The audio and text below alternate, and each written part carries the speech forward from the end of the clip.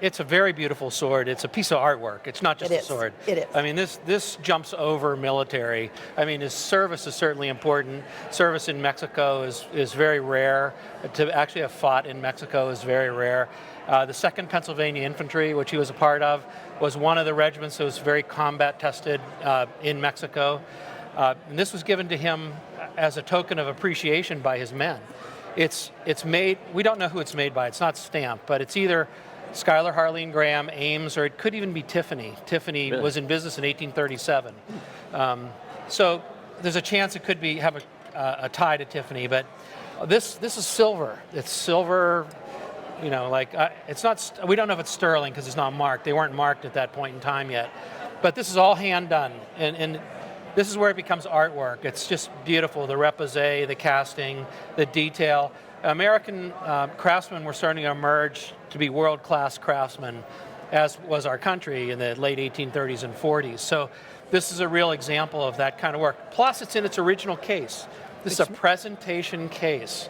This at one time, you can see it's maroon, velvet, walnut case. I mean, to have the sword is great. To have the scabbard is better. To have the case is The best. multiply it by 10.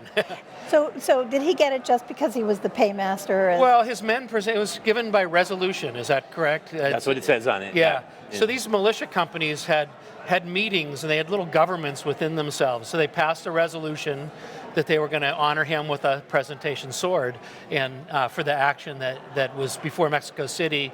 This would have been in Churubusco, or I forget what it says. San Angel, which is a suburb of Mexico City. Yeah, yeah. So we know it more commonly as Churubusco, but it was a fierce battle, and he was a part of that. Yeah. Wow.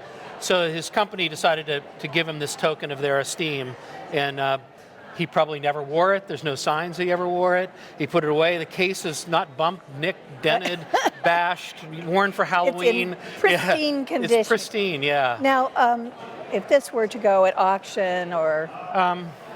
They're quite expensive. They're rare and highly collected. Again, they break out of just military and they go into art pieces. I would say you would start the low ball at $15,000, and it could be worth as much as $50,000. Wow. We'd have to really look at it more closely to see who made it. But it's a real rarity, and I know it's a broad range of prices, but it could fall anywhere in there depending on the competition. You're not going to compete; it's not going to go to auction. Right.